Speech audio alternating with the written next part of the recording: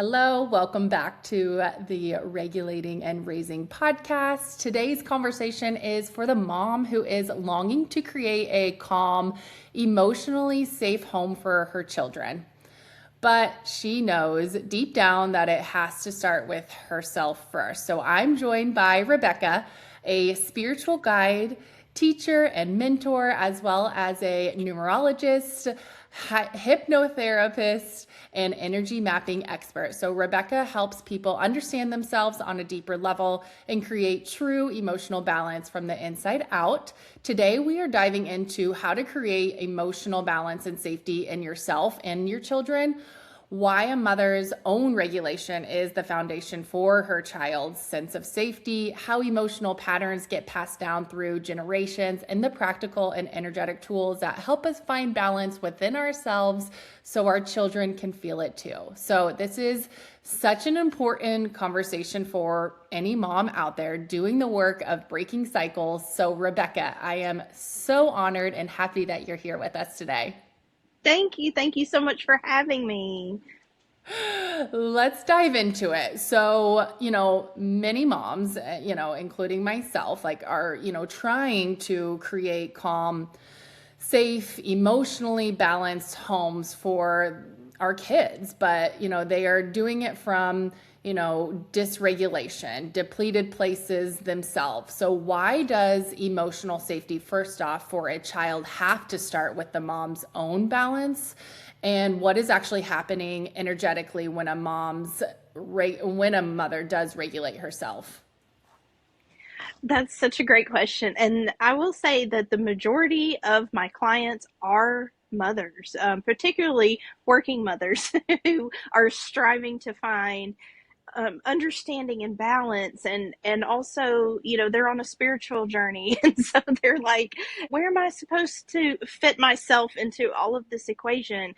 When am I supposed to devote all of this time to working on myself and healing myself? And what I have found, I'm also a mother myself, so I too ask myself that same question. But what I have found is that there are little moments that we can take throughout the day that can help us to regulate ourselves emotionally.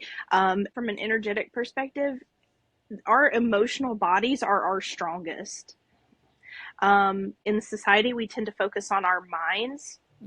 We tend to focus on our mental energy, which that a lot of times can be a more masculine driven archetype. We are really meant to first focus on our emotional selves, and then we can focus on the rest of us. Our emotional bodies are what propel us forward. They are our why. Like they're the reason we get out of bed in the mornings, and why we feel passionate, and why we love our children, and why we do what we do. It's our reason, right? And so it's important to cultivate a sense of emotional balance and safety within ourselves first. And that can spill over into our children. The mother is the foundation in a child's world. And I have worked with so many people who have mother and father wounds, and the mother wounds are so much louder to me. And so it puts even more emphasis on us caring for ourselves, because that creates the pathway for the children for the rest of their life, and it helps them to either learn how to be dysregulated, or learn how to be regulated. And that sounds like a lot of pressure. The world is also going to shape our children, right? Yeah. So all of that being said, going the long way around the barn, it's really important for women to not shame their emotional selves. I feel like that is the very first step, because, like I said, we live in a very masculine, a patriarchal society. And of course, it's slowly starting to turn the other direction, thankfully. But we need to learn how to nourish our emotional body as women. There are little shifts that we can take throughout the day. We think we have to do this big thing. And it's all going to happen at once, and that's not the truth. It's about consistency. It's about daily habits. It's about creating a structure for the self, and that will actually, like, our kids pay attention to everything that we do and say, as you well know, even when we think they're not listening to us. And so I feel like if the mother, being the emotional and spiritual and energetic head of the household, can regulate herself, it will, like, our children will, for the most part, start to fall in line. They'll start to understand, like, this is our sense of safety. This is our structure.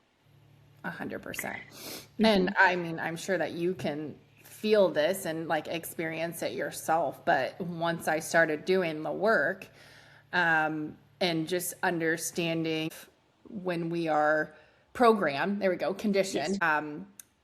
I see it in my kids. Like now, like especially I have a 7-year-old daughter, like she is better at, controlling her anger. When she feels something, she can express it. Like my 4-year-old, like he is so regulated, which is like crazy to me some days, that he is so in tune with himself. And like just to see that, when you're going through the journey and to see flow into your kids, it's like the most like exciting thing.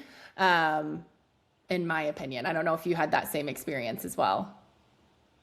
So, well, my son is on the spectrum, Mm-hmm. and so helping regulate, his emotions and his sensory, his, especially now that he's a teenager, has been a little bit of a challenge. But it's also shown me, like, literally, how our connection, our tie as mother and child, um, absolutely has a direct effect on him, and he looks to me for that. Just give an example. If you're about to say walk across a bridge, and it looks a little sketch, but you've tested it, you've checked it, it's like, okay, I think it's just going to be just fine, and you can walk across it safely, and they're looking to you like, is this okay? Yeah. Like, are you sure? Are you positive? And the kid will trust the parent, right? They'll trust, like, everything is going to be okay. This is solid. You're good, and I'll get you to the other side. For sure.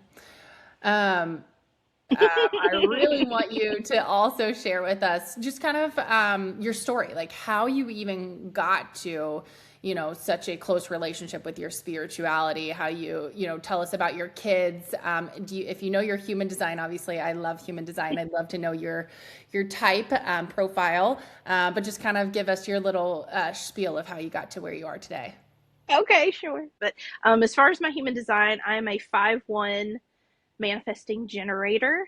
Um, I'm single definition, and um, left angle cross of endeavor. Also Oh yeah. sacral. I am always, like, starting stuff. I'm always starting things. Shenanigans, I'm very excited about it. Yes, multi-passionate. yes, exactly. So as far as my spirituality goes, well, of course, I grew up in the South, and so I was raised in a Christian household, very religious area of the country, and I was always the weird kid, and I just didn't accept answers, readily. It's like, well, this is the way it is. Well, why? And I was the kid always asking why, so I was really annoying, I'm sure. And so I've just always been a person that's researched and studied and looked into things to try to find a deeper meaning, and because that would satisfy me. Um, and so I think that's kind of where it all began. But I've always had, like, little inklings of my gifts throughout my life. And in like the end of 2015 is when I say that the dam broke, Yeah. because it's like everything flooded in. I Mm-hmm. had a massive, what we call in the spiritual community, awakening experience, and everything came online for me. I started experiencing my gifts in real time, and I was like, whoa. It was very overwhelming, and that's not the case for a lot of people. Sometimes it's like a gradual thing. It was not for me. Yeah. I was like, okay, or I'm having something truly miraculous happen to me, and I decided to lean into it, and I'm glad that I did. I didn't question too much which is so funny because I was always questioning things. And so that is how I came into stepping into my gifts. I fully trusted. I communicate with spirit. I communicate with passed on loved ones and guides, and just started to learn how to get familiar with all of that. And what was beautiful is during that time, like my son was still pretty young, Mm-hmm. and he just, this is kind of sort of what he's always kind of known about mom. And my husband was very understanding and accepting of me and my gifts. Now they don't partake, Mm-hmm. and that's fine. I appreciate that. I want them to walk their own paths, and like I'm like, you don't have to subscribe to what I subscribe to. But they've always accepted me, and I've appreciated that. And so in 2020, at the height of the pandemic, I started my business, which is called Akashic Beck. And I started reading the Akashic records. As my name implies, I'm an Akashic records reader. And so that was like primarily what I do. And I read for people all over the world. And as I've developed this business, my gifts have developed along with it. And I started really looking into energy mapping, which I feel like is super helpful for people because it's not just about the spiritual aspect, but the practical one. And it gives it like the spiritual aspect literally translate to what is happening in the reality and the physical in your face. And so it's very rewarding, and I love it very, very much. Um, Kids, you mentioned your son, but you, I think, have more than one. I have stepchildren. Okay. They're older, they're grown, and my husband's a bit older than me. So I have stepkids, I have grandkids Oh by my God. association. You definitely And don't then look like a grandma. How old are thanks. your grandkids? So the youngest is 9, the oldest is 13. Okay. Yes, yes, and it's due to my husband being a good chunk older than me. So, That's all right. Age, and then we I have feel age our doesn't matter. 14-year-old son. Yeah, age is just a It's number. just It a just is what number. it is. I've heard it all. It truly, truly is. So when you had your awakening, Yes. in 2015, did that come through like in a dream, or did it come through like in a meditation, or like how did you like feel like, oh, this is my gift, like this is what I'm supposed to do?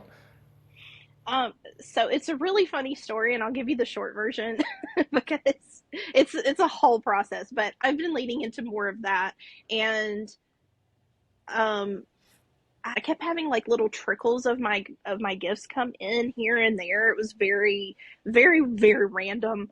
Um, and it would come in at the weirdest times, of course. And then about a week before like the dam broke, I was laying in bed. I had just laid down. I was going to go to sleep. My husband was already asleep. Everybody was asleep except Mhm. for me. And I laid down and I started hearing someone call out my name. And I thought it was my husband. I was like irritated. I was like, "What? What do you want?" Yeah. Like trying to go to sleep. And and then I would go back to sleep. And this happened every night for a week. And at the end of that week, I was so mad. I was like, "What is it? Who was calling my name? What is happening?" Yeah. And then the end of that week, the dam broke, and I woke up one morning, and it was like life was different. I started sensing things, feeling things, seeing things, hearing things. And that's why I thought I was going crazy. And then what I realized though is this was not spiritual psychosis because I was very much like in my body. I was very aware Hmm. of what was going on. I did wonder if I was schizophrenic for a minute, Hmm. but then I realized, no, this is you.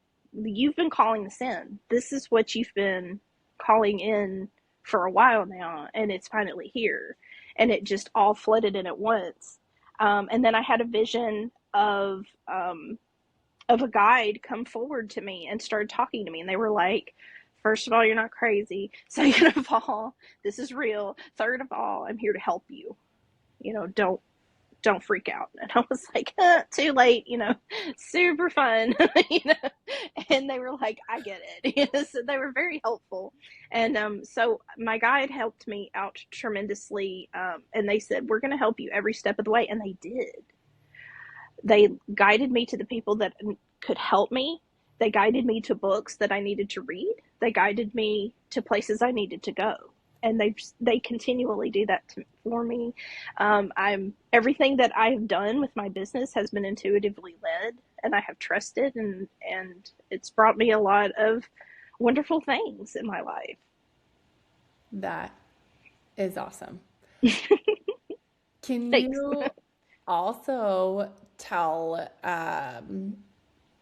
because I like a lot of individuals in my audience are also like Christian based Hmm. believers. I'm bringing forward a lot of topics that, they don't have a lot of resources in, or like just making them think a little bit deeper. And that's the whole goal of why I launched my podcast. And can you share with them like what the Akashic records are exactly? Sure. So, the Akashic record, everybody has an Akashic record. It's not a place. It's not like a literal library or anything. It's basically the map of your soul. It's your soul's journey throughout all of your lifetimes. Because I personally believe in reincarnation, and I know a lot of religious institutions feign on that. But I, I'm able to see where a soul's journey has taken them, where they've been, what gifts they've carried over throughout those lifetimes, where they are now, where they have the potential to go, in this life and in other lifetimes. Um, but basically, it is the blueprint, the map, the story of your soul's journey. And everybody has that in their energy field, in their energy map, so to speak. So awesome. And then how does this like play into like astrology or like your new numerology that you're also passionate about? Like how does that all kind of support each other? um, well, it's really fascinating because with astrology and numerology, of course, those are different modalities. They're helpful modalities. They kind of set the stage for what could potentially happen. It's not telling the fortune, it's not telling the future. It's just kind of showing you what the weather is, if you will. And our astrology chart, if you will. And it's kind of a snapshot of what was going on with the planets whenever we were born. That's the inner wheel, and then the outer wheel is the planets moving around us. And then we have our numerology, which that is my bag. That's what I like to do. I'm good with the numbers. But numerology is the same thing. This is a snapshot of when you were born, and this is all the numbers are moving around you, and this is what they translate to. And so this is what could potentially be happening for you, right? What could be happening in your environment, so you will know how to best prepare for that. Well, how all this ties in is it's very interesting because it shapes us, or we shape it rather. And what's so interesting is, as I've done readings throughout the years, people will say, "Oh my gosh, like this is what my astrologer told me." This is literally what's in my chart. Like, you picked it out of there, and I'm like, okay, cool. So it translates as, like I said, that snapshot of what's going on for you, who you are, your personality, your gifts. All of that is reflected in within each of these modalities, I guess you could say. So talk about numerology. I love numerology as well. Good. I'm always like our house signs, like our license plates, like all of that. I totally, totally love. Yeah, I would love to know your explanation of it, and also just how it can support you sure. in your nervous system and just regulation. Absolutely. Oh, I love the numbers. So, I just look at numerology as just another language, Yeah. and the way that My interpretation, my explanation of numerology is kind of like I was saying, that snapshot of when we were born and energies that surround us as we move forward throughout this life, and it can kind of tell you, okay, this is something you might want to expect. Each of the numbers has a meaning, a frequency, an energetic signature as well. And when you can understand how all of those numbers link together for you, just like in astrology, how all the planets and the transits and everything link up for you, this will give you a better idea of what you came to do, who you came to be, what your gifts are, how you can utilize those gifts, what this interpretation might mean, how you get along with other people, how those numbers jive with each other or don't jive with each other. And so I utilize that information to help him. I hate to use the word empower because, like, people are kind of like me on empower people with their own understanding, their understanding of themselves and how they operate in the world and why they may be the way that they are. It's a language that you learn, and so it can like kind of mold and cultivate your experience. Love it. Modalities. I mean, it might be deeper to somebody and not so deep to somebody else. I guess it's just your interpret. It does give you like a deeper layered meaning, other than just like surface level. And so when I do numerology readings, like I incorporate my own intuition in with the numerology itself. So it's not just, okay, you're a life path 6 and this is what it means. It's like, okay, there's more factors at play than just that. And so, yes, I guess in my personal opinion, I would say that the readings are a lot deeper because I can get very, very specific.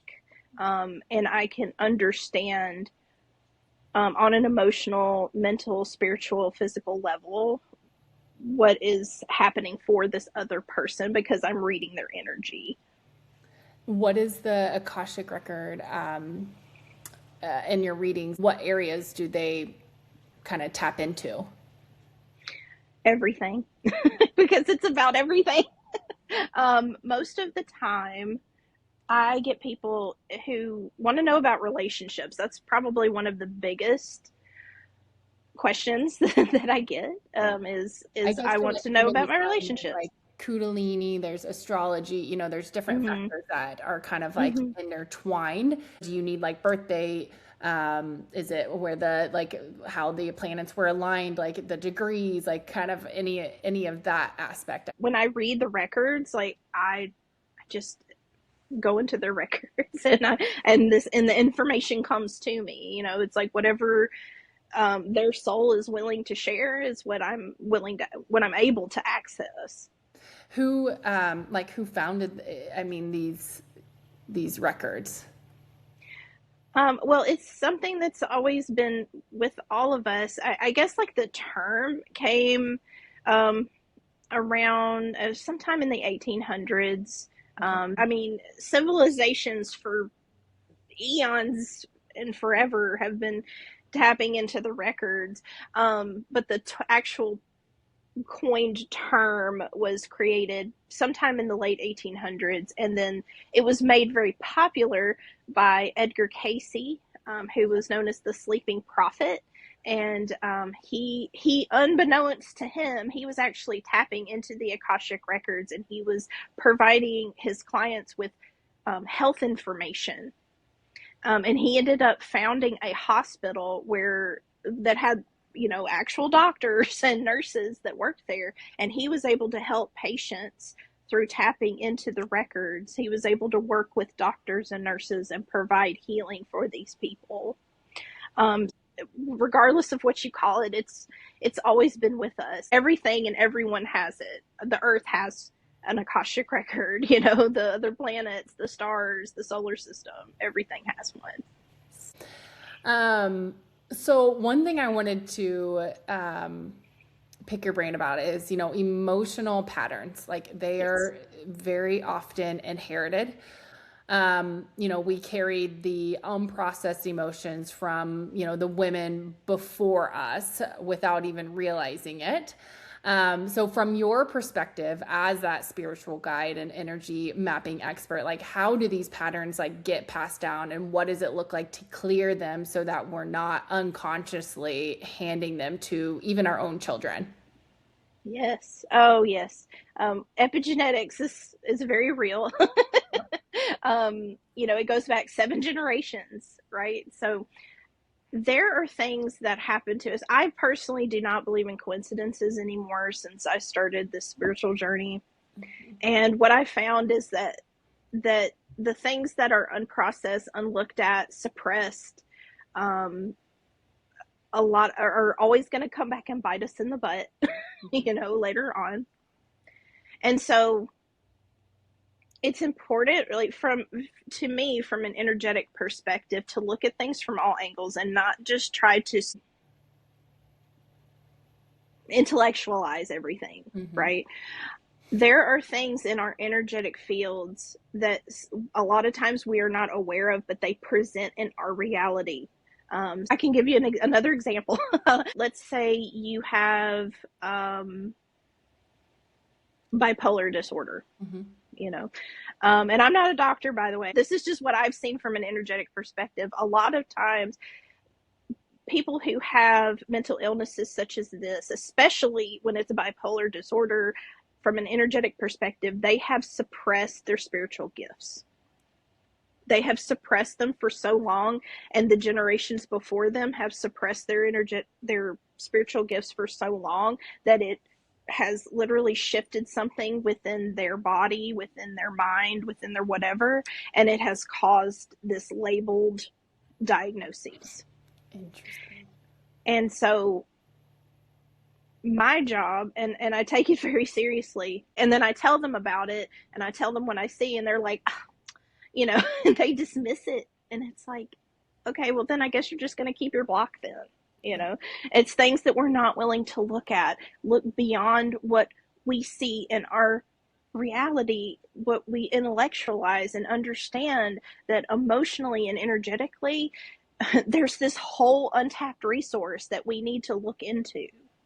And people are afraid to do that because they think that, oh my gosh, like my brain's going to explode, or or it would blow the lid off of their, like you said, their conditioned beliefs. It would blow the lid off of what they think of in terms of healing and how to heal those things. And it's scary, and so it's really important that for us to cultivate a sense of safety in ourselves emotionally, so we can just handle the information that comes through, that we can learn how to deal with it. Like what are the next steps? What's the next level? And know that you don't have to figure it all out right away the same day. Mm-hmm. Because it took time to get there. So I help people unpack those things. And I also, a lot of times, people are afraid to feel. They're afraid to feel their feelings. And you can't heal it until you feel it, right? So with all that being said, our kids, man, these kids, they are next level. They are amazing.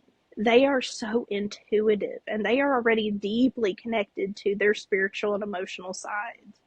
We need to actually be learning from them a lot of times. It goes both ways.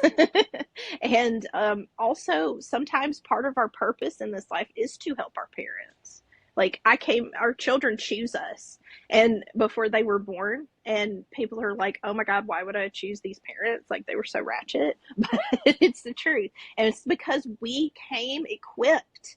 We came with the things that, like, inherent in us spiritually, energetically, emotionally, to help them heal, so that we can end that generational curse. We can end this, that, and the other, so that we can move forward, and our futures, our children, our lineage, our grandchildren do not have to suffer that. So they can be great. They can stand in their power and their greatness. Oh, So good. I have three kids, and my business is built on, regulating myself while raising them. And just kind of the reflection moment of this, I do constantly is like, what each of my kids were put here, like what lessons I've already learned and what lessons I'm currently learning Hmm. from them. And I just think it's like the coolest thing. You can look like my son, he is, I had to step away from like my corporate job to be home with him to heal him from his eczema. And it not only took, the outer shell, but it did the inner workings. And he's on the, like, we're on the other side of that now. And it's just like, he brought me home to this work. And I'm like, thank God, like for him, those situations, you just start to look at life like so differently. Like, thank goodness for that illness. Or, I've lost my dad, and it's like, you hate to be like that, but like, thank goodness that situation happened, because now I'm even closer to my, spiritual self. And, my faith has grown tremendously. We live in such a victimhood, nowadays. And thinking that life is, just constantly like happening, and like bad things are happening to us, but like reframing that, I feel like will save you tremendously. I don't Hmm. know if you can agree on that. Absolutely, I do. And but it's also like I have to be very careful because I am not a victim blamer or shamer. It's like there Yes. is a little degree of spiritual bypassing, when we start talking about that. However, um, I do agree in that. Don't believe in coincidences anymore. And I always am reflecting about how it's like, yes, I see the like why that had to happen Yes. or why I had to participate in that, even if it wasn't to do with me. It's like even if you're an innocent bystander in something. Mm-hmm. Um, and also, people just be ratchet. you know, life just life's at us, and it's like rude. But we just have to deal with it the best we can. But yes, I agree. I do agree heavily that it there's a lesson to be learned in all of it, and that's what helps us grow. 100%. For the mom who feels like emotionally off balance, and does not even know where to start, like, what are the practical energetic tools that you feel like actually help create that safety and balance within her? And how does she begin to even teach her children emotional regulation while she is still learning in the real time? Yes. So, kind of going back to the beginning of the of our talk, there are small things that moms can do every day. We have to do this big shadoo, or we have to go to retreat. No, it all starts in our daily life and our daily habits. And you don't have to meditate for 9 hours, to achieve enlightenment or whatever. I think in the way that the world is set up now, taking these little micro moments is what is going to be our saving grace, and doing it consistently. Consistency is key, right? With everything. I love when my son tells me this, like, go touch grass, go outside, ground, earth yourself. We need her negative ions, okay? Like, we are constantly being bombarded and electrically charged. We are electrical beings as well. Go outside and get you some negative ions, friend. Go touch the earth, hug a tree, talk to a plant, whatever you want to do, however that looks for you. I mean, if you think about it, like, what do we do when we're overwhelmed? We're like, I need some air. I need to go outside, So follow that instinct. She's out there for a reason, right? um you can do micro meditations. Mm-hmm. You can do affirmations in your head while you're working. Let's say you do something when you work with your hands, and you're keeping yourself busy, and you're kind of doing like a rhythm type of thing. Like, you can actually take that rhythm and put affirmations to it. That's actually something that I do Love that. on a daily basis. Like, I'll share is everything works out for me beautifully, wonderfully, and magically. Just whatever you want to say. Like, you don't have to use that. I don't care. Yeah, But it's awesome though. yeah, because you're literally creating new neurological pathways when you do these things, Hmm. right? Um, when I say micro meditations, it is literally go sit in your car for 2 minutes, sit in silence somewhere, anywhere that you can.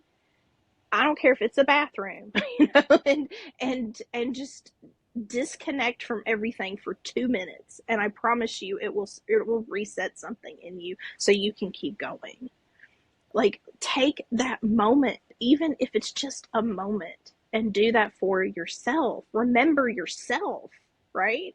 Hmm. We're so, as women, we are, and mothers, we are just constantly pouring out into everybody else. Take something back for yourself, because you're not going to be able to keep going if you don't. And it doesn't cost anything, it doesn't cost anything.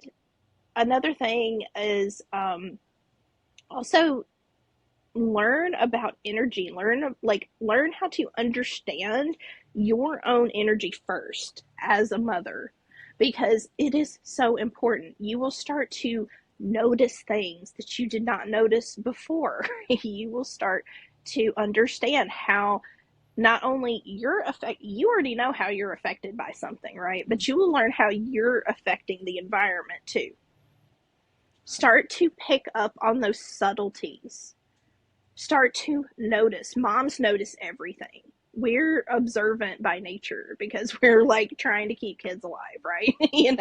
So it's like, notice, coming back into that awareness of, A plus B equals C. If I am feeling like this, if I am doing this, it is making this happen. It is affecting this in this way. You don't have to get super in your head about it, but sometimes it's just as simple as that. Taking those moments to notice. And I want to add that you're not going to ever be perfect. No. That's one thing I feel like that is such a misconception, whenever you do like tap into your energy and all your problems are going to go away. And as Rebecca said earlier, I have 35 years of conditioning that I'm now deconditioning. Like, it's going to take some time. And also, whenever I started getting into this, is that like, I feel like I couldn't call myself regulated because I just had, snapped at my kid that. And it's like, no, that's not what we're trying to do here. Like, you can still be regulated and dysregulated at the same exact time. And like, that is okay. I even am aware that I snapped at my kid, and now I'm going to figure out how I can, get better at that the next time like that situation occurred. But also the lingering is not as long. Like, I would go days in just like spiral circles of like, I'm a terrible mom, I'm just going to improve it. So that's one thing I always like to add during these like spiritual journeys, that like, we're not chasing perfectionism here. Like, you can be yin and yang, you can be black and white. Mm-hmm. That's the whole goal, is to see both sides. Absolutely. Yes. Break up with perfectionism. Perfection is not real. You're perfect. We're all perfectly imperfect, 100%.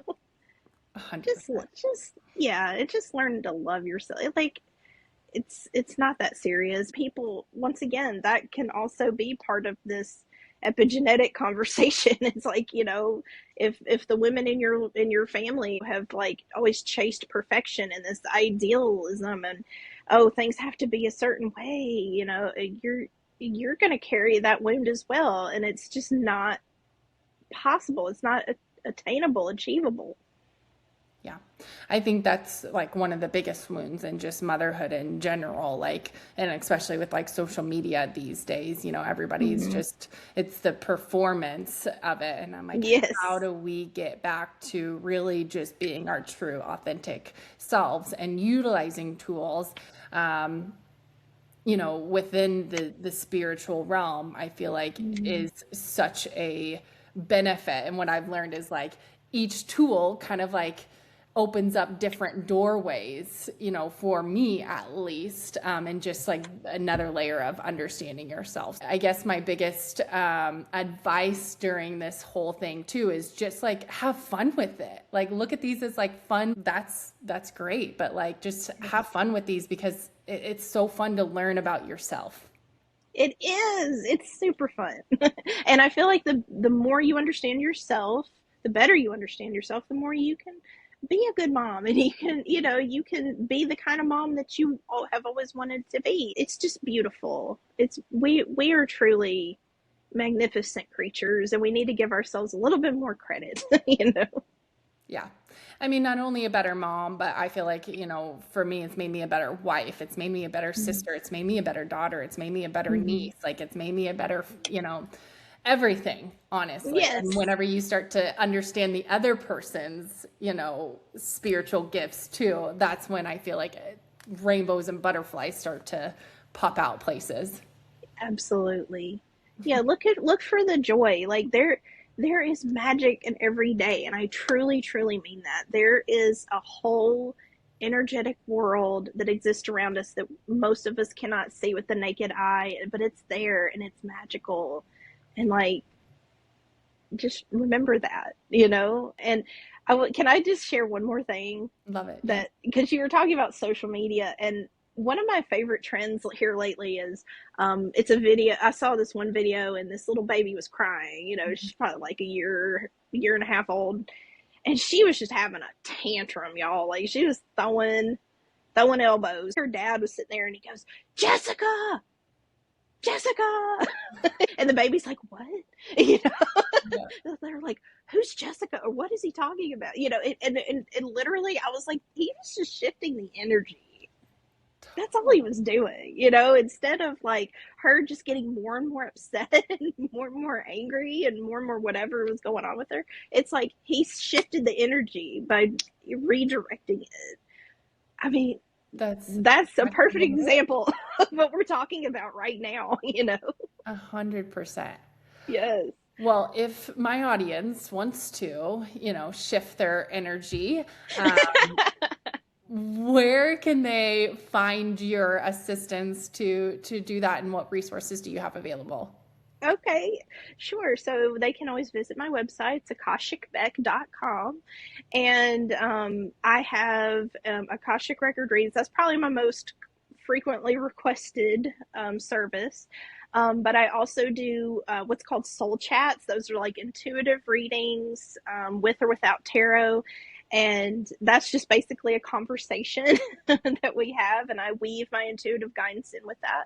And then I also do numerology reports and energy mapping reports. So if you are interested in learning more about, what's going on in your energetic field around yourself and what's being affected, I can help you with that.